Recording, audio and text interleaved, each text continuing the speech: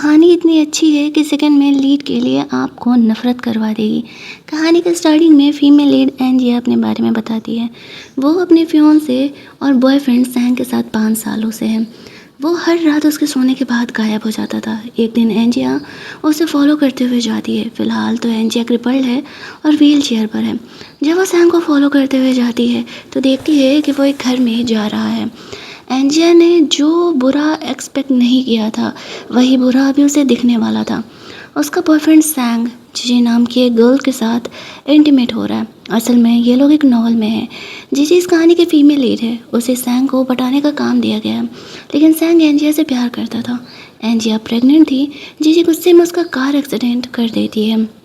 सैंग एंजिया के सामने जीजी को लेकर के आता है, जहाँ पर कि एंजिया ने अपना बच्चा खो चुका था और अपना प्यार भी और अपना पैर भी। सैंग यहाँ पर जीजी को दिखाता है कि वो उससे नफरत करता है। उसने एंजिया के साथ इतना बुरा किया। अब यहाँ पर एंजिया कहती है कि इसे जेल भेज दो, लेकिन सैंग कहता है कि मैं इसे जेल नहीं भेजने वाला। इसे ज़्यादा से ज़्यादा 5 साल की जेल होती। 5 साल मैं इसे घर में कैद रखूँगा और इसे टॉर्चर करूँगा। जब ये बंदा ये बात बोले तभी समझ जाओ कि क्या वो उसे घंटा टॉर्चर करने वाला है। लेकिन फिर भी एंजिया यहाँ पर अपने बॉयफ्रेंड सैंग पर ट्रस्ट करती है। ऐसे ऐसे सीक्रेट आगे चल कर रिवील होने वाले हैं ना कि बस मतलब पूछो ही मत। यहाँ पर सैंग जीजी को उसी घर में कैद रखा था। कहने को तो वो 5 साल उसे टॉर्चर करने वाला था, लेकिन इन 5 सालों में सैंग न सिर्फ और सिर्फ जीजी का मज़ा ही लिया है। एंजी जब सैंग को जीजी के साथ देखती है तो वो बिना कुछ बोले वहाँ से जाने का कोशिश करती है। वो ऐसे खुद को घसीटते हुए व्हील चेयर तक पहुँचने का कोशिश कर रही थी। तभी वहाँ पर एंट्री होती है इस कहानी के मेन लीड जो की। वो अपने बच्चे के साथ यहाँ पर आया हुआ था। वो बच्चा एंजिया का हेल्प करता है। एंजिया इस तरीके से स्नोफॉल में पड़ी हुई थी। ना जाने क्यों एंजिया को उस बच्चे से एक अलग ही प्यार, ममता वाला प्यार उसे महसूस होता है, जो वो एंजिया को उठा करके अपने कार में रखता है। 5 इयर्स बिफोर असल में एंजिया एक काफ़ी फेमस डांसर हुआ करती थी, जो एंजिया से प्यार करता था और उसके डांस को वो स्पॉन्सर भी करता था। जैसे ही वो एंजिया को प्रपोज करने जाने वाला था, उसे पता चलता है कि एंजिया सॉन्ग के साथ रिलेशनशिप में है, तो वो उसकी लाइफ नहीं डिस्टर्ब करने का डिसाइड करता है। यहाँ पे जो है वो एंजिया को इस तरीके से स्पॉन्सर करता था, ये बात एंजिया को पता था। वो उसकी लाइफ में बस एक स्पॉन्सर ही था और कुछ नहीं। आज जब वो जो को देखती है तो वो उसे पहचान जाती है, लेकिन वो उससे प्यार करता था ये बात उसे नहीं पता था। इन 5 सालों में जो सिर्फ एंजिया के साथ एक नॉर्मल दोस्त बन करके उससे कनेक्टेड था, उसकी लाइफ की डिटेल्स लेने के लिए। उसे भी कहीं ना कहीं पता था कि सैंग जीजी के साथ उसे धोखा दे रहा है। एंजिया उसे उसके घर छोड़ने के लिए बोलती है। उसने सैंग के साथ क्या देखा वो ये बात है वो जो को शेयर नहीं करती है। वो बच्चा एंजिया से उसकी माँ की तरह बिहेव कर रहा था और एंजिया को ऐसा लगता है कि अगर उसका बच्चा ज़िंदा होता तो वो भी इतना ही बड़ा होता। ना जाने क्यों उसे एक अलग सा अपनापन महसूस हो रहा था, जो बस स्माइल करके उन्हें देख रहा था। वो उसे उसके अपार्टमेंट में छोड़ने के लिए जाता है, जहाँ पर कि एंजिया के घर के बाहर कुछ पार्सल रखे हुए थे। बातों बातों में वो जो उसे बताती है कि वो जल्दी ही शादी करने वाली है। हालांकि वो ये बात जो से झूठ बोलती है, क्योंकि सैंग की चीटिंग को देखने के बाद वो कभी उससे शादी नहीं करने वाली है। एंजिया वहाँ से घर चली जाती है। जो एंजिया के बगल वाला अपार्टमेंट बाई कर लेता है, अब उसके साथ ज़्यादा टाइम स्पेंड करने के लिए। इधर रात में जब सैंग घर आता है तो वो एंजिया को कहता है तुम्हारे कपड़े क्यों भीगे हुए, तुम बाहर गई थी क्या? एंजिया कहती है नहीं, तुम कहाँ गए थे? सैंग उसे झूठ बोल देता है कि वो उसके लिए फ्राइड चिकन लेने के लिए गया हुआ था। एंजिया को फ्राइड चीज़ें कभी नहीं पसंद थी, पसंद तो जीजी को थी, बट फिर भी वो यही सारे बहाने करके हर रात उसके सोने के बाद बाहर चले जाया करता था। एंजिया को अब सैंग से इतनी घिन आ रही थी कि वो उससे टच भी नहीं होना चाह रही थी। 5 साल के रिलेशनशिप में सैंग ने कभी एंजिया को टच नहीं किया और वो उस लड़की के साथ इन 5 सालों से सो रहा है, जिसकी वजह से एंजिया क्रिपल्ड हुई है और जिसकी वजह से उसका बच्चा उसने खोया है। बट फिर भी सैंग यहाँ पर एंजिया के बिहेवियर में चेंजेस को महसूस नहीं कर पाता है। रात में सोते समय एंजिया यहाँ पर जीजी का सोशल मीडिया चेक करती है। वो 5 साल के इस इम्प्रिजनमेंट को हर एक दिन अपडेट कर रही थी, किस तरीके से सैंग हर रोज उसके पास आता था उसके साथ सोने के लिए। उसने ये भी लिखा था कि उसकी वाइफ उसे सेटिस्फाई नहीं कर पाती, इसी वजह से वो अपना गुस्सा और अपना प्यार पाने के लिए मेरे पास आता है। हर एक चीज़ उसने अपडेट किया था। एंजिया का दिल टूट जाता है। वो अपने स्पॉन्सर यानी मिस्टर जो को मैसेज करती है कि वो अपने पैरों के ट्रीटमेंट के लिए यहाँ से जाना चाह रही है, वो चाइना छोड़ना चाह रही है। जो उसे कहता है लेकिन अगले महीने तो तुम्हारी शादी होने वाली है, तुम्हें 5 साल के लिए कम से कम यहाँ से जाना पड़ेगा। एंजिया कहती है हाँ, लेकिन वो शादी नहीं अटेंड करने वाली है। वो सॉन्ग से शादी नहीं करी तो क्या उसके लिए वो ट्रीटमेंट प्लान अरेंज कर सकता है। जो ये सुनते ही बहुत खुश हो जाता है और एंजिया के लिए सारी चीज़ें अरेंज कर देता है। एंजिया सॉन्ग को छोड़ करके जाने का डिसाइड कर चुकी थी। अगली सुबह सैंग एंजिया से पूछता है तुमने वो चिकन क्यों नहीं खाया। एंजिया कहती है क्योंकि उस पर कॉकरोच चल रहे थे और मुझे डर्टी चीज़ें बिल्कुल भी नहीं पसंद है। सैंग बहाना करके आज भी उसे जाने का कोशिश कर रहा था। आज उन्हें शादी के ड्रेसेस ट्राई करने थे। वो दोनों ड्रेसेस ट्राई करने के लिए जाते हैं। एंजिया कैजुअल सा ड्रेस लेकर के खुद पहनने के लिए जाने लगती है। सैंग कहता है तुम्हें मेरी हेल्प चाहिए। एंजिया कहती है नहीं, हेल्प तो बस इतना चाहिए कि बाहर पेशेंस के साथ खड़े रहो जब तक कि मैं पहन करके नहीं आ जाती। सैंग ओके तो कह देता है, लेकिन एंजिया के जाते ही यहाँ पर उससे जीजी का फ़ोन आता है। वो कहती है मुझे बहुत तेज़ फीवर है तो मुझसे मिलने के लिए आओ। सैंग एंजिया को मैसेज डाल देता है कि वो ऑफिस के काम से बाहर जा रहा है, यहाँ से निकल के वो घर चली जाएगी। एंजिया जीजी का सोशल मीडिया चेक करती है तो उस पर उसने सैंग के साथ के फ़ोटोज डाले थे, जिस वजह से एंजिया समझ जाती है कि सैंग उसे छोड़ करके जीजी के पास गया था। सारे हेल्पर भी यहाँ पर इसी बारे में गॉसिप कर रहे थे कि सैंग तो एंजिया से प्यार ही नहीं करता है। शायद आजकल के टाइम में ना प्यार का डेफिनेशन बदल चुका है। वो मैं क्यों कह रही हूँ आपको आगे पता चलेगा। हम लोग तो भाई 90s के बच्चे पुराने जनरेशन में ही अभी तक फंसे हुए हैं। यहाँ पर एंजिया अब धीरे धीरे व्हील चेयर से चलने लगी थी, लेकिन ये बातें उसने सैंग को नहीं बताई थी। वैसे तो वही उसे गुड न्यूज़ देने वाली थी कि वो फाइनली अब चल पा रही है, लेकिन शायद सैंग ये जानने के लायक नहीं है। वहाँ से वो बाहर निकलती है। तभी वहाँ पर सैंग की माँ आ जाती है। वो एंजिया को बिल्कुल पसंद नहीं करती है। वो कहती है तुम मेरे बेटे के लिए बोझ हो, तुम क्रिपल्ड हो और मैं अपने बेटे से तुम्हारी शादी कभी नहीं होने दूंगी। एंजिया कहती है मैं क्रिपल्ड भी आपके बेटे की ही वजह से हुई हूँ। उसकी माँ कहती है क्या फ़र्क पड़ता है, तुमने सिर्फ मेरे बेटे का 5 साल बर्बाद किया है, थोड़ी भी शर्म है तो उसे छोड़ करके चले जाओ। एंजिया उन्हें कुछ नहीं बोलती है। सैंग की माँ बस चाहती थी एंजिया उसे छोड़ दे। वैसे तो ये स्टोरी बिल्कुल नॉवल में चल रही होती है, लेकिन एंजिया के लिए ये रियल लाइफ एक्सपीरियंस से कम नहीं था। वो कहती है डोंट वरी आंटी, आपका ये टेंशन भी जल्दी ही ख़त्म होने वाला है। आंटी का कहना था कि मेरे बेटे की इतनी इज्जत है, इतना नाम है बिजनेस वर्ल्ड में, उसकी पत्नी क्रिपल्ड होगी तो भला वो क्या ही मुँह दिखाएगा। तभी यहाँ पर जो का बच्चा आ जाता है एंजिया का हेल्प करने के लिए। जो उसके गार्ड्स थे वो सैंग की माँ को वहाँ से लेकर के जाते हैं। एंजिया का जो का जो बेबी था वो एंजिया को वहाँ से प्रोटेक्ट करता है और वहाँ से लेकर के जाता है। एंजिया की धीरे धीरे दोस्ती उस बच्चे से होने लगी थी। जब वो घर जाती है तो देखती है जो जीजी है वो एंजिया की चीज़ों को पैक करके जानबूझ करके बाहर फेंकवा रही है। एंजिया कुछ भी नहीं ऑप्शन दिखाती है और वो यहाँ पर सारे हेल्पर्स को एंजिया के सारे बिलोंगिंग्स को पैक करने के लिए बोल देती है। वैसे तो वो कहीं और जाने का प्लान कर रही थी, लेकिन जो का बच्चा जिद करने लगता है कि हमने आपके अपार्टमेंट के बगल में ही घर लिया हुआ है, तो आप ना हमारे यहाँ स्टे कर जाओ जब तक आपको कहीं और रहने का मौका नहीं मिल जाता। वैसे भी मेरी माँ ने मुझे पैदा होते ही अबैंडन कर दिया था, मेरी मॉम नहीं है और मैं अपनी माँ देखता हूँ। अब एंजिया भी ये बातें सुन कर के इमोशनल हो जाती है और अगले कुछ दिनों के लिए जो के घर पर रहने के लिए डिसाइड कर लेती है, क्योंकि वैसे भी फ़िलहाल उसके पास जाने के लिए कहीं कोई जगह नहीं था और उसे इस बच्चे से अपने बच्चे वाली फीलिंग भी तो आ रही थी। वो यहाँ पर जो के घर चली जाती है रहने के लिए, जहाँ पर कि जो उसके बच्चे और जो थे वो बहुत ही अच्छे तरीके से उसका केयर कर रहे थे। उस समय जो यहाँ पर ऑफिस में था और उसे जब ये बात पता चलता है कि उसका बेटा एंजिया को अपने घर लेकर के गया है, तो वो सोचता है कि मेरा बच्चा तो कुछ ज़्यादा ही यहाँ पर टैलेंटेड हो गया है। किस तरीके से वो एंजिया को फाइनली अपने घर लेकर के चला ही गया। यहाँ पर हम लोग देखते हैं कि जो के ऑफिस की खबरें यहाँ पर एंजिया को आ रही थी। असल में जीजी के साथ ये पंगा था कि जीजी अगर सैंग से शादी नहीं करती तो वो एक नॉर्मल पर्सन बन जाती, और अगर शादी कर लेती तो उसे 30 बिलियन का सिस्टम की तरफ से रिवॉर्ड मिलने वाला था। दैट्स वाई जो कुछ भी कर सकती थी सैंग को पटाने के लिए कर रही थी। अब एंजिया के दिमाग में एक आइडिया आता है कि जब अपने 5 साल उसने सैंग के पीछे बर्बाद कर ही दिए हैं तो क्यों ना थोड़ा फ़ायदा कमा लिया जाए। वो जो के बच्चे को लेकर के पहुंच जाते उस घर में जहाँ पर कि सैंग ने जीजी को रखा हुआ है। जीजी तो अपनी प्राउड चीज़ों को दिखा रही थी कि तुम उसे सेटिस्फाई नहीं कर पाई, देखा सैंग मेरे साथ 5 सालों से है।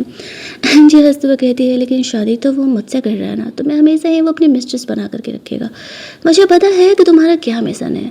देखो वैसे भी मैं सैंग से शादी तो करने नहीं वाली हूँ, क्योंकि वो अब घटिया इंसान, एक बहुत ही घिनौना इंसान मेरी नज़र में हो चुका है। जीजी कहती है इतने साल के रिलेशनशिप को तुम ऐसे ही छोड़ दोगी।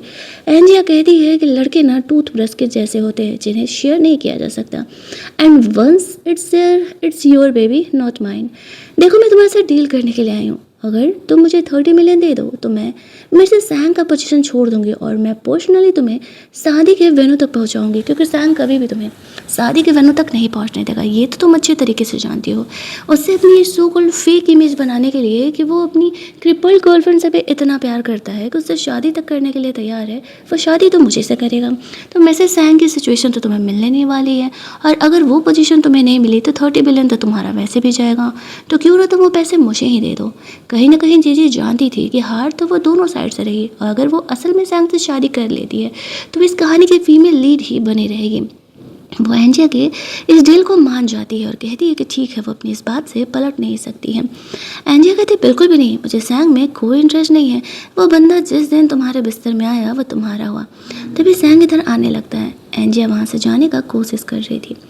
जो का बच्चा सैंग को रोकने का कोशिश कर रहा था, वो उसे देखते ही पहचान जाता है, ये तो जो फैमिली का बच्चा है। अब एंजिया को जीजी वहाँ से जाने नहीं दे रही थी और कह रही थी सोचो अगर सैंग को पता चला कि तुम यहाँ आई थी तो वो कैसे रिएक्ट करेगा। देखना नहीं चाहोगे कि मुझे कितना पैम्पर करता है। एंजिया कहती है जाने दो बहन, वरना 30 बिलियन तो तुम्हारे हाथ से गए ही। बट उसके दिमाग में अलग ही शैतानी भूत सवार हो गया था। थैंकफुली उस टाइम पर जो यहाँ पर आता है और वह एंजिया को वहाँ से सेव करके लेकर के जाता है। एंजिया को जैसे ही वहाँ से लेकर के जाता है ना, वैसे ही सैंग जीजी के कमरे में आता है। वो यहाँ पर पूछने लगता है ये तुम्हारा कमरा इस तरीके से बिखरा हुआ क्यों है। जीजी उसे कहती है कुछ नहीं, मैं बस तुम्हारी चीज़ों को ढूंढ रही थी क्योंकि मैं तुम्हें मिस कर रही थी। वो सैंग के साथ वापस से इंटीमेट होने का कोशिश करती है। तभी वहाँ पर सैंग नोटिस करता है कि यहाँ पर व्हील चेयर के व्हील्स के क्यों निशान हैं। अब वह जीजी से गुस्सा होकर के पूछने लगता है कि व्हील चेयर के निशान यहाँ पर क्यों हैं। अब जीजी उसे कह देती है कि एंजिया यहाँ पर आई हुई थी और उसे मुझे और तुम्हारे बारे में सब कुछ पता चल चुका है। अब ये सुनते ही सैंग काफ़ी घबरा जाता है। वो बिजनेस वर्ल्ड में अपनी इस फेक इमेज को मेंटेन तो रखना चाह रहा था, वरना भला वो सब बिजनेस समाज में अपना शकल क्या दिखा पाएगा कि गर्लफ्रेंड क्रिपल्ड हुई नहीं कि उसने उसे छोड़ दिया। वो एंजिया को ढूंढने के लिए निकलता है और इधर जीजी को अब अपना पोजीशन काफ़ी खतरे में लग रहा था।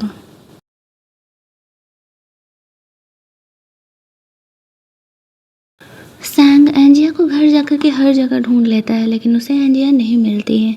हाँ, एक लड़के का कपड़ा ज़रूर उसे मिलता है।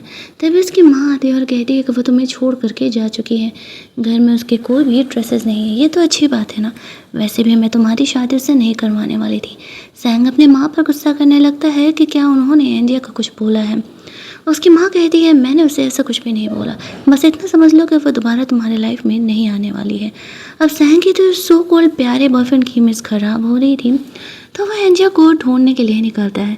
वहीं दूसरी तरफ एंजिया जो के घर पर थी, जहाँ पर कि वो उसके लिए फूड बना रहा था और एंजिया को काफ़ी ऑकवर्ड लग रहा था। वैसे तो वो इसे घर वाली फीलिंग दे रहा था, लेकिन एंजिया के लिए वो दोनों बिल्कुल हैं स्ट्रेंजर की तरह थे। जो खाना बनाने के बाद अपने कमरे में चले जाता है, क्योंकि उसे पता था कि एंजिया उसे देख करके ऑकवर्ड फील करती है। वो उसकी बेटी से बात करने लगी थी। जो ने एंजिया के लिए काफ़ी सारे ड्रेसेस वगैरह यहाँ स्टे करने के लिए न्यूली ऑर्डर कर दिया था। तभी वहाँ पर एंजिया को बार बार सैंग का कॉल आ रहा था। फाइनली बहुत कॉल्स आने पर एंजिया उसका फ़ोन उठा लेती है। सैंग गुस्सा होते उसे कहता है कि वो किधर है, वो उससे शादी करने की प्रिपरेशन कर रहा है और एंजिया कहाँ चली गई। एंजिया उसे कहती है मुझे तुमसे शादी नहीं करनी है और मैं ना ही तुमसे दोबारा मिलने वाली हूँ, तो मुझे परेशान मत करो। ये कह के वो फ़ोन कट कर देता है। एंजिया यहाँ पर सोचती है कि सैंग को सबके सामने सबक सिखाना पड़ेगा। शादी वाले बहनों पर वो जाएगी तो ज़रूर, बस फ़र्क इतना होगा कि वह दुल्हन के जोड़े में वो नहीं होगी। उसने सब कुछ प्रिपेयर करके रखा हुआ था। एंजिया धीरे धीरे अपना ट्रीटमेंट करवा रही थी। उसका बच्चा एंजिया को मोटिवेट करता है कि वो अपने पैरों पर चल सकती है। एंजिया धीरे धीरे कोशिश करती है और वो सच में चल पा रही थी पहले से कहीं बेहतर। वो पहले की तरह डांस करने का कोशिश करती है तो उसके पैर मुड़ जाते हैं और वो गिरने लगती है। तभी जो यहाँ पर आ कर के उसे अचानक से संभाल लेता है और उन दोनों के बीच ये सडन वाला किस्सा हो जाता है, जिसकी वजह से वो बहुत ही ज़्यादा ऑकवर्ड हो जाती है और जो को सॉरी बोलने लगती है। जो उसे कहता है सॉरी बोलने की ज़रूरत नहीं है क्योंकि गलती तुम्हारी नहीं है। एंड आफ्टर दैट वो एंजिया को ज़्यादा से ज़्यादा रेस्ट करने के लिए बोलता है। पैर पर अभी प्रेशर देने का ज़रूरत नहीं है। वहाँ पर एंजिया को पीरियड्स आ गए थे तो उसके लिए पैड्स खरीदने के लिए बाहर गया था। कमरे से बाहर निकलता है तो वो सैंग से मिलता है। सैंग उसे देख करके खुश था क्योंकि जो है वो बड़ा बिजनेसमैन है। जब वो उसे पूछता है कि वो लड़कियां कौन सा सैनिटरी पैड इस्तेमाल करती हैं, तब सैम उसे खरीदने के लिए लेके जाता है। अब वो ये सोच रहा था कि ज़रूर ही जो ने यहाँ पर अपने मिस्ट्रेस को घर में छुपा करके रखा हुआ है, इसी वजह से तो वो उसके लिए पैड खरीदने के लिए गया है। सैनिटरी पैड वगैरह बाई करवाने के बाद वो अपने घर आता है। अपार्टमेंट के सीसीटीवी फुटेज को चेक करने का कोशिश करता है कि आखिरकार जो के साथ कौन वुमेन है, तो वो नहीं देख पाता है। इधर दूसरी तरफ सैंग अब भी जीजी के साथ था। जीजी को तो ऐसा लग रहा था उसे कुछ ना कुछ करके सैंग से शादी करना ही पड़ेगा। सैंग एंजिया को हर जगह ढूंढ रहा था कि आखिरकार वो किधर है। वो एंजिया को उसे छोड़ करके जाने का जिम्मेदार जीजी को ठहरा रहा था कि उसी ने एंजिया को ज़रूर कुछ बोला है जिस वजह से कि वो उसे छोड़ करके चली गई है। इस ढक्कन को अपनी गलती नहीं दिख रही है। अगर उसने जीजी के साथ उसे चीट नहीं किया होता तो क्या एंजिया कभी उसे छोड़ करके जाती। फिर भी यहाँ पर जीजी जैसे तैसे सिचुएशन को संभाल लेती है। शादी वाले दिन जीजी कोई तमाशा ना करे, इस वजह से सैंग डिसाइड करता है कि वो जीजी को घर में बांध करके रखेगा। अगले दिन एंजिया छोटे बच्चे के साथ जीजी से मिलने के लिए आती है। वो कहती है मैंने वादा किया था शादी होती है तो मुझे 30 बिलियन मेरे अकाउंट में डाल देना। चलो अब तुम्हारा सैंग से शादी करने का वक्त आ चुका है। ऐसा कहते हुए वो जीजी को वहाँ से लेकर के जाती है। शादी बिल्कुल कैजुअली जा रहा था। सैंग अपनी होने वाली वाइफ का शक्ल नहीं देखता। उसे तो ऐसा लगता है कि वो एंजिया ही होगी। अब तक वो गुस्सा थी और मान करके शादी करने के लिए आ गई है। रिचुअल के हिसाब से उनकी शादी हो भी जाती है। सारे सैंग का पढ़ाई कर रहे थे। Oh he so cute so sincere boyfriend. बताओ भला वो मुझसे उससे शादी कर रहा है, उसकी गर्लफ्रेंड क्रिपल्ड है फिर भी। लेकिन तभी वहाँ पर जो अपने बच्चे के साथ आ जाता उसी भीड़ में एंजिया भी इनकी शादी को देख रही थी। जो ने जानबूझ करके सैंग और जीजी के अफेयर के बारे में सबके सामने वीडियो चला दिया था, जिस वजह से कि सारे यहाँ पर सैंग को क्रिटिसाइज करने लगते हैं कि ये तो वही लड़की है जिसने कि एंजिया को क्रिपल किया था और सैंग का उसके साथ ये फिजिकल रिलेशनशिप है, ये कितना बुरा है, ये सिर्फ अच्छे बनने का ढोंग कर रहा है। अब यहाँ पर जीजी सोचती है अगर सैंग को पता चल गया कि वो जीजी है तो वो अभी शादी तोड़ देगा। लेकिन सैंग यहाँ पर उसे एंजिया समझ कर कहने लगता है अरे नहीं नहीं ये वीडियोस फेक है, तुम गलत समझ रहे हो, मैं तुम्हें एक्सप्लेन करूँगा, चलो घर चलते हैं। ऐसा कह के वो जीजी को एंजिया समझ के वहाँ से घर लेके जाते हैं। घर जाने के बाद वो बहाना कर रहा था कि वो वीडियो फेक है, मेरा जीजी के साथ ऐसा कोई रिलेशन नहीं है। ऐसा कह के वो जैसे ही वहाँ पर उसका घूंघट उठाता है तो वह देख के शौक हो जाता है कि ये तो एंजिया नहीं जीजी है। वो कहने लगता है कि वो क्या कर रही है। जीजी कहती है हमारी अब लीगली शादी हो चुकी है। तुम्हें तो अच्छे से पता है कि एंजिया तुमसे शादी नहीं करना चाहती, उसे हमारे बारे में सब कुछ पता था। इन 5 सालों में जो तुमने मेरे साथ किया वो सब कुछ, तो भला वो तुमसे शादी कैसे कर सकती थी। मैं ही तुम्हारी लीगल वाइफ बनने के लायक थी। वहीं दूसरी तरफ एंजिया अब अपने ट्रीटमेंट कराने के लिए जा रही थी। उसके जो का बेबी था उसे एंजिया को जाने देने का बिल्कुल मन नहीं था। लेकिन एंजिया जानती थी कि अगर वो अपने पैर के ट्रीटमेंट के लिए नहीं गई तो फिर शायद वो कभी चल नहीं पाएगी। और शादी के बाद जीजी ने शर्त के हिसाब से एंजिया को 30 बिलियन ट्रांसफ़र कर दिए थे। वो वहाँ से निकल रही थी। सैंग उसे ढूंढने के लिए एयरपोर्ट पर आया हुआ था, लेकिन एंजिया को वो ढूंढ नहीं पाता है। पैसे मिलते ही वो वहाँ से निकल रही थी, लेकिन तभी कोई उसे किडनैप कर लेता है। हमें पता चलता है असल में ये जो के पेरेंट्स हैं। उन्हें पता चला था कि जो ने एंजिया को अपने घर पर रखा हुआ था, तो उन्हें ऐसा लग रहा था कि जो एंजिया से प्यार करता है, इसी वजह से वो उसे प्रोटेक्ट करके ऐसे रखा हुआ है। अब वो लोग सोचते हैं कि ये तो बहुत ही खूबसूरत लड़की है और बिल्कुल हमारी छोटी पोती की तरह मिलती है। उनके दिमाग में ना जाने क्या शैतानी बात चल रहा था। उन्हें ऐसा लगने लगता है कि कहीं एंजिया ही तो उस बच्चे की माँ नहीं है, लेकिन वो लोग ये बातें फ़िलहाल किसी से शेयर नहीं करते हैं। तभी जो यहाँ पर आता है और वो अपने मॉम डैड पर गुस्सा करने लगता है। वो लोग एंजिया को ऐसे कैसे किडनैप कर सकते हैं। उसके पेरेंट उसे समझाते हैं क्योंकि एंजिया शायद तुम्हारी गर्लफ्रेंड है या फिर तुम उसे पसंद करते हो। तुमने हमें यहाँ पर छुपा करके क्यों रखा हुआ है और तुम हमें एंजिया का डीएनए टेस्ट भी नहीं करने दे रहे हो। जो कहता है मॉम डैड आप दोनों बहुत ज़्यादा ही इंटरफेयर कर रहे हैं। अगर यहाँ पर एंजिया को सच्चाई पता चल गई इस बच्चे के बारे में कि ये बच्चा आखिरकार उसका है और उस रात एंजिया जिसे लव पोशन दिया गया था मैं उसके साथ था, तो वो मुझसे नफरत करने लगेगी। वो वैसे भी मुझसे भी प्यार नहीं करती है। अगली सुबह जब वो एंजिया को ये बातें बताने वाला था, तभी वहाँ पर उसे ऑफिस से अर्जेंट कॉल आ जाता है और उसे वहाँ से निकलना पड़ता है। जाने से पहले उसने एंजिया के लिए नोट छोड़ा था, लेकिन तभी उस कमरे में सैंग आता है और वो जो की तरफ से वो छोड़ा हुआ वो नोट ले लेता है। उसका ये दावा करना था कि वो सैंग इस मौके का फ़ायदा उठा लेता है और एंजिया को कहता है कि उस रात वो उसके साथ था।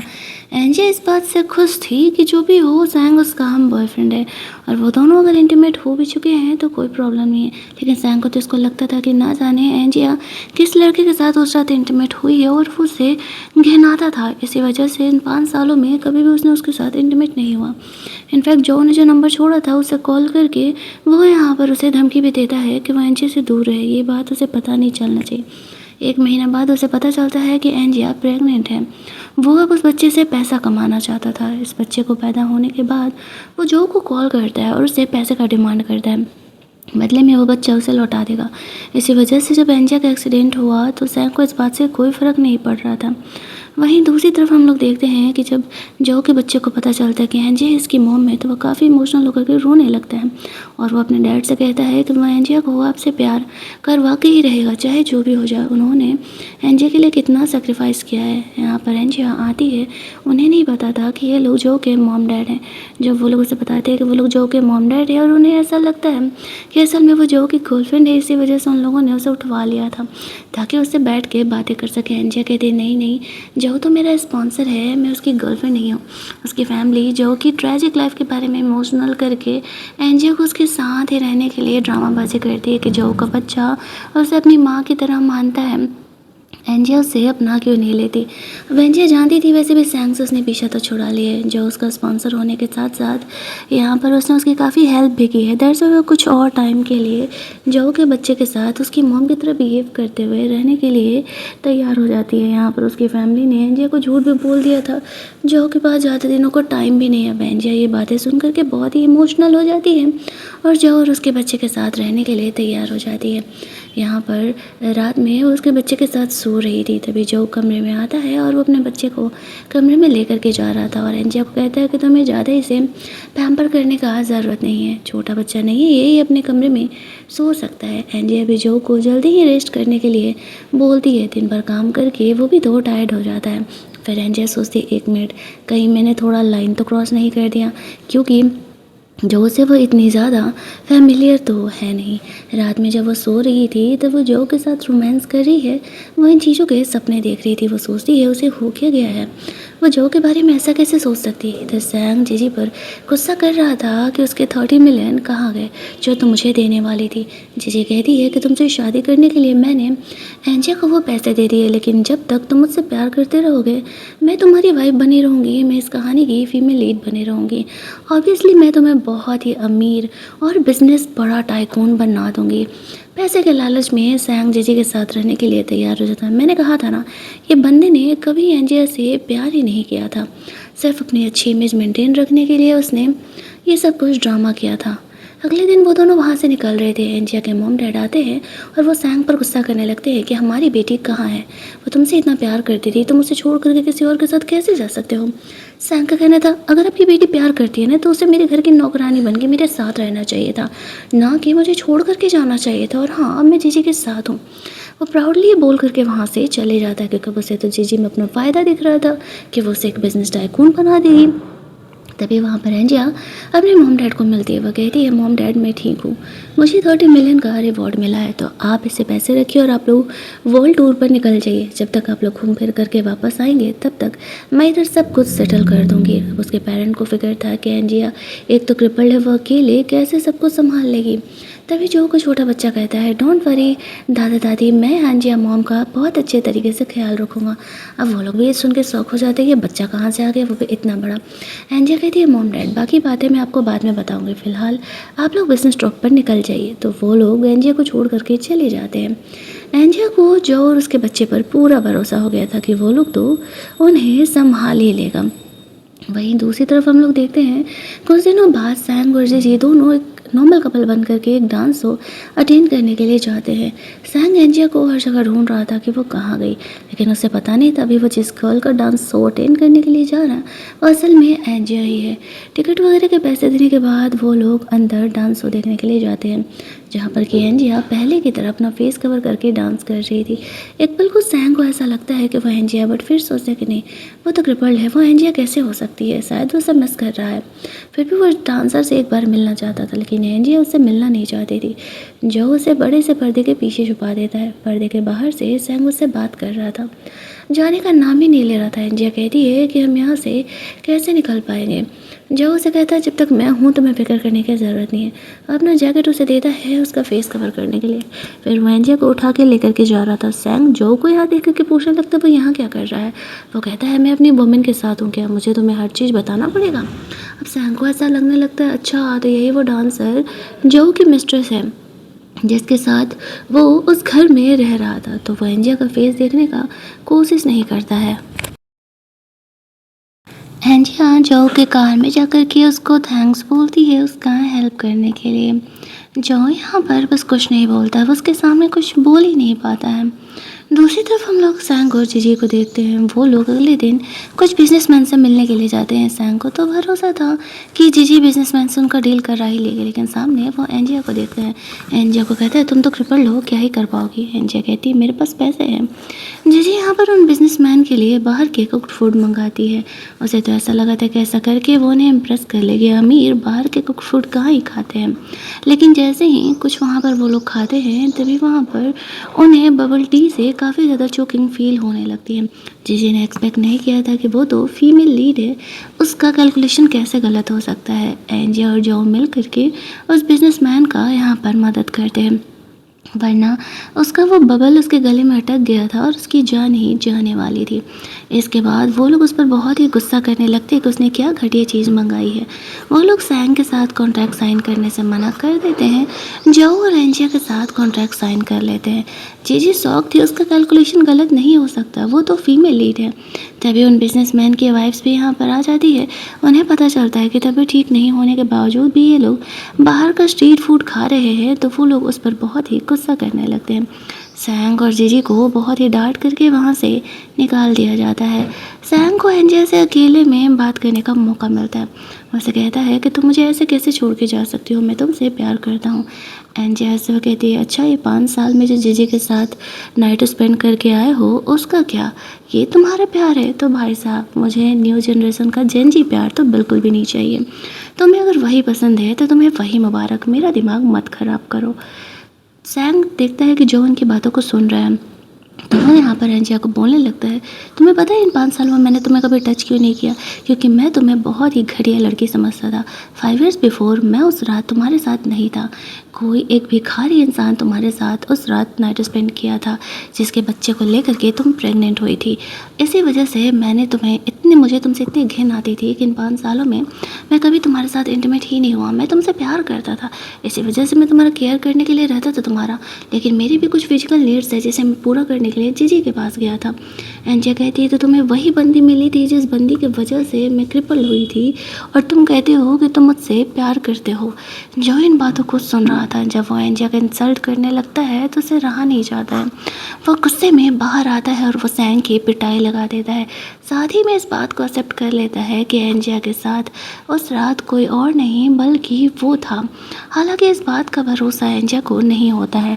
उसे ऐसा लगता है कि शायद यहाँ पर जो सिर्फ सिचुएशन को संभालने के लिए ऐसा कर रहा है। जो सैंग को वार्न करता है कि अब उसकी बीवी जीजी है तो वो एंजिया का पीछे पड़ना बंद कर दे। इधर सैंग जीजी से कहने लगता है उस रात एंजिया के साथ कौन था, कहीं सच में जो तो नहीं था। जीजी भी खुद अपने दिमाग पर जोर डाल रही थी कि नहीं नहीं ऐसा कैसे हो सकता है। अगर ऐसा होता तो इट मीन जो का जो बच्चा है वो एंजिया का ही असली बच्चा है। जो एंजिया को वहाँ से लेकर के जाता है। एंजिया कहती है तुम्हें मुझसे डर्टी वाली फीलिंग नहीं आती। जो कहता है नहीं बिल्कुल भी नहीं, जो कुछ हुआ उसमें तुम्हारी कोई गलती नहीं थी, तुम्हें फ्रेम किया गया था। एंजिया सोचती है कि शायद वो पहली बार एक असली मैन से मिल रही है जो कि असल में काफ़ी अच्छा इंसान है। जो एंजिया को घर लेकर के जाता है, घर की मेड एंजिया को कमरे में अंदर लेकर के जाती है। उसके मॉम डैडी से कह रहे थे कि मैंने ना ये मसाज वाले कुछ क्रीम वगैरह मंगाए हैं, तुम ना जाकर के यहाँ पर एंजिया का थोड़ा केयर वेयर करो और उसके पैरों में मसाज करो, और हाँ नहीं हॉट हॉट कपड़े पहन करके जाना जिस वजह से एंजिया तुम्हारी मस्त बॉडी देख करके इम्प्रेस होके। लेकिन जो इस चीज़ के लिए मान जाता है। हालांकि वो एंजिया के पैरों में मसाज करने ज़रूर जाता है। एंजिया को ये सब कुछ काफ़ी ऑकवर्ड लग रहा था, लेकिन वो अपने ऑफिशियल ड्रेस में जाता है और ऑफिशियल ड्रेस में वो इतना हैंडसम लग रहा था कि एंजिया सच में उसे देखते रह जाती है। वो कहती है उसे ये सब कुछ करने की ज़रूरत नहीं है, घर पर मेड है उसका ख्याल रखने के लिए। जो बहाना कर देते हैं कि उसके पेरेंट उसे फोर्स कर रहे थे। दूसरे दिन सैंग जीजी की असली मॉम से मिलने के लिए जाते हैं। 5 सालों बाद जीजी अपनी माँ से मिलने के लिए गई हुई थी। जीजी सोचती है वो इस कहानी के फीमेल लीड है तो उसकी माँ इतनी गरीब कैसे हो सकती है। कहानी में आगे इसके तार जोड़ने वाले हैं, इसी वजह से जीजी अपनी माँ को लेने के लिए आई हुई थी। वो इस गरीबों वाले घर से उसे लेकर के अपने घर जा रही थी। अब हालांकि सैम को समझ नहीं आता है कि जीजी आखिरकार अपनी माँ को क्यों लेने के लिए आई है, लेकिन जो वो कह रही थी वो चुपचाप किए जा रहा था इस लालच में कि जीजी कहानी की फीमेल लीड है और अगर वो चाहे तो वो असल में उसे बहुत ही अमीर बना सकती है। अगले दिन एंजिया का एक बहुत ही इम्पोर्टेंट यहाँ पर कॉन्ट्रैक्ट साइन होने वाला था। जैसे वो कॉन्ट्रैक्ट साइन होने वाला था तभी यहाँ पर हम लोग देखते हैं कि जीजी जो है वो रिवील कर देती है एक गरीब इंसान को बुला कर के असल में इसी इंसान के साथ एंजिया 5 इयर्स बिफोर इंटीमेट हुई थी और उसका जो बच्चा था वो उसी के बेबी को लेकर के प्रेग्नेंट भी थी। एंजिया जानती थी कि ये वो बच्चा तो नहीं है। उस समय जो पहुंचा नहीं था वो भी पहुंच ही रहा था। उसे इस बात का एहसास होता है कि एंजिया मुसीबत में है तो वो जल्दी जल्दी उसका हेल्प करने के लिए जाता है। जब वो वहाँ पर जाता है तो वो उस बंदे को डांट लगा करके बोलता है सच बोल दो, क्या वो उस रात था। बंदा कहता है कि मुझे उस रात पैसे दे करके बोला गया था एंजिया के साथ इंटीमेट होने के लिए, लेकिन जैसे ही मैं गया तो उस रात कमरे का दरवाज़ा बंद था और मैं कमरे में अंदर जा ही नहीं पाया, मैं वहाँ से चला गया था। अब जैसे ही ये बातें सारी सामने आती है एंजिया समझ जाती है कि कम से कम ये बंदा तो नहीं था। ऊपर से यहाँ पे एंजिया जो पेरेंट्स थे वो भी आ जाते हैं इन बातों का प्रूफ देने के लिए कि असल में ये जो बच्चा है वो एंजिया का ही है, यानी उस रात एंजिया के साथ कोई और नहीं जो इंटीमेट हुआ था और ये जो का ही बच्चा है। एंजिया को जब ये बात पता चलता है तो वो चौंक जाती है। कहीं ना कहीं वो इन चीज़ों को समझ चुकी थी कि जो को इस बात का एहसास शुरुआत से ही था कि एंजिया जो है उसी की बच्चे की माँ है, इसी वजह से वो उसे इस तरीके से प्रोटेक्ट कर रहा था। एंजिया उस रात उस लड़की को कॉल करती है जिसने उसे वहाँ बुलाया था, वो कोई और नहीं जीजी निकलती है। जब यहाँ पर सैंग को पता चलता है कि जीजी ने अपनी फीमेल लीड की आइडेंटिटी को मेंटेन करने के लिए एंजिया को फ्रेम किया था और उसे लव पोशन दिया था तो वो जीजी से नफरत करने लगता है और उस पर भड़कने लगता है कि तुमने मेरे प्यार को मुझसे छीन लिया। एंजिया मैं तुमसे प्यार करता था, मुझे माफ़ कर दो। एंजिया हंसते हुए कहती है अच्छा तो क्या तुम्हारे साथ ज़बरदस्ती की गई थी जीजी के साथ इंटीमेट होने के लिए? तुम तो खुद की बॉडी तक पे कंट्रोल नहीं रख सकते हो, प्यार क्या करोगे? तुम किसी से प्यार नहीं करते हो, तुम्हें सिर्फ पैसे से प्यार है। वो लेडी यहाँ पर आती है जो कि जीजी की मॉम थी। वो कहती है कि मैं कोई जीजी की मॉम नहीं हूँ। 5 ईयर्स बिफोर इसने मुझे पैसे दिए थे तुम्हारे बच्चे के जन्म होने के बाद ही उसे तुमसे दूर लेकर के जाने के लिए। उस समय मुझे पैसे की बहुत ज़रूरत थी, इसी वजह से मैंने जीजी की बात को मान लिया और असल में मैंने जो की ही फैमिली को वो बच्चा दिया था। अब ये बात यहाँ पर पूरी तरीके से क्लियर हो जाता है कि उस रात असल में जो ही था वो एंजिया के साथ था, ये उसी का बच्चा है। डीएनए टेस्ट भी प्रूफ कर रहा है, सारी चीज़ें यहाँ पे क्लियर आउट हो जाती हैं।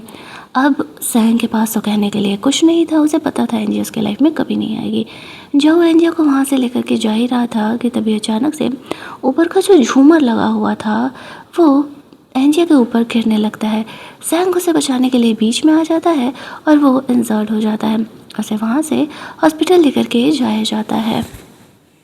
इधर जो एंजिया को लेकर के जा रहा था, एंजिया कहती है कि वो सैंग को देखने के लिए हॉस्पिटल जाना चाहती है, तो जो उसे रोकता नहीं है और वो उसे हॉस्पिटल के लिए लेकर के जाता है। बाकी उसके और एंजिया के बीच जो भी मिसअंडरस्टैंडिंग, जो भी बातें थी, वो इन सारी चीज़ों को बाद में क्लियर करेगा।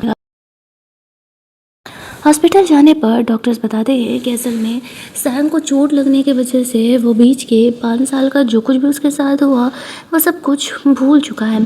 जब वो बाहर आता है तो उसे ऐसा लगता है कि अब भी एंजिया उसकी गर्लफ्रेंड है और वो दोनों जल्दी ही शादी करने वाले हैं। एंजिया यहाँ पर इंट्रोड्यूस करती है कि ये मेरा बच्चा है। सैम को लगता है ये उसका और एंजिया का बच्चा है, बट वो कहती है नहीं, मैं जो की वाइफ हूँ, वो मेरा हस्बैंड है और ये मेरा और जो का बच्चा है। सैंग उसे कहने लगता है तुम मुझे धोखा कैसे दे सकती हो? तुम तो मुझसे इतना प्यार करती थी ना, तुम मेरे साथ ऐसा कैसे कर सकते हो? एंजियो से कहती है ये 5 साल का जो तुम्हारा ड्रामा है तुम भूल चुके हो। इसका ये मतलब नहीं होता है कि मैं तुम्हें माफ़ कर दूंगी जो तुमने मेरे साथ किया। मैं तुम्हारी लाइफ में कभी दोबारा वापस नहीं आने वाली हूँ। आई होप कि तुम भी मेरी लाइफ डिस्टर्ब मत करो। मैंने तुमसे ऑलरेडी ब्रेकअप कर लिया है और मैं जो के साथ, उसकी फैमिली के साथ खुश हूँ। ये कह के वो वहाँ से चली जाती है। सैम को भरोसा ही नहीं होता है कि एंजिया जो लड़की उससे इतना प्यार करती थी वो उसे छोड़ करके किसी और से शादी कैसे कर सकती है। इधर जीजी देख रही थी कि वो तो फीमेल लीड है, एंजिया को इतनी लेविश लाइफ कैसे मिल सकती है, और सैम उसके बारे में सब कुछ भूल चुका था। यहीं दूसरी तरफ हम लोग देखते हैं कि जीजी ने जानबूझ करके एंजिया से बदला लेने के लिए जिस होटल में एंजिया के मॉम डैड रह रहे थे वहाँ पर आग लगवा दिया था ताकि उसकी लाइफ उसी की तरह मिसरेबल हो जाए। बट फिर भी जैसे तैसे करके वो लोग अपनी जान बचाते हुए हॉस्पिटल तक पहुँचते हैं। उस समय एंजिया जो के साथ थी। तभी जो को कॉल आता है कि एंजिया के मॉम डैड के साथ ये सब कुछ हुआ है। वो एंजिया को बताता है। एंजिया जल्दी जल्दी हॉस्पिटल पहुंचती है। उसके पेरेंट एंजिया की ही फिक्र कर रहे थे। वो कहते हैं कि हमें कुछ नहीं होगा, लेकिन एंजिया को बहुत ज़्यादा इस बात को लेकर टेंशन लेने की ज़रूरत नहीं है। वो नहीं चाहते थे कि उनकी बेटी वापस से लाइफ में वही सब कुछ झेले, लेकिन एंजिया को पता था कि अगर उसके मॉम डैड को भी नहीं बचाया जा सका तो शायद वो उन्हें हमेशा के लिए खो देगी। जो एंजिया के साथ था वो उसे वादा करता है कि वो उसके मॉम डैड को कुछ नहीं होने देगा। एंजिया को डाउट होता है कि ये आग ऐसे तो लग नहीं सकता है, कुछ ना कुछ तो गड़बड़ है। उसे यहाँ पर इन्वेस्टिगेट तो करना ही पड़ेगा। अब हम लोग यहाँ पर सैम को देखते हैं। उसकी माँ उसे समझा रही थी कि वो एंजिया को भूल जाए, वो इंसर्ट है, उसकी वजह से वो उसे देखने तक नहीं आई। तभी जो यहाँ पर आता और कहता है मुझे सैम से अकेले में बात करना है। उसकी माँ बाहर चली जाती है। यहाँ पर जो सैम को शुरुआत से लेकर के अब तक सारी बात बताने लगता है। इधर एंजिया जो को ढूंढते हुए आती है। उसकी माँ उसके पास नहीं जाने दे रही थी, बट वो तो जो की बातों को सुनने के लिए आगे बढ़ती है। जहाँ पर कि जो उसे बताता है कि सबसे पहले तुम्हें जीजी के बारे में तो पता ही होगा, तुमने 5 साल तक उसके साथ फिजिकल रिलेशनशिप रखे हैं, एंजिया को धोखा दिया है। एंजिया जीजी की वजह से ही क्रिपल्ड हुई थी। एंजिया को वो लव पोशन भी जीजी ने ही दिया था, क्रिपल्ड भी जीजी ने ही किया था। तुम्हें पाने के लिए उसने ये सब कुछ किया था। बट प्रॉब्लम ये है कि तुम एंजिया से प्यार करते थे, कहना तो तुम्हारा यही था, और हर रोज़ तुम उसे धोखा दिया करते थे। एंजिया को तुमने किसी हाल का नहीं छोड़ा था।